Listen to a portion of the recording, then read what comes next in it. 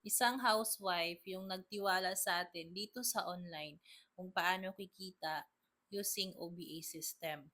So right now, i-check natin kung magkano na yung kinita niya.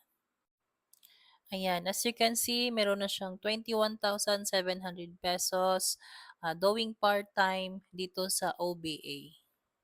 So, kung isa ka ring housewife, kagaya ni Ma'am Sally, ay pwedeng-pwede ka dito. Kahit hindi ka techie sa online, wala kang kaalam-alam, okay lang kasi may magtuturo naman sa'yo dito ng step by step kung paano at kung ano yung mga gagawin dito sa OBA.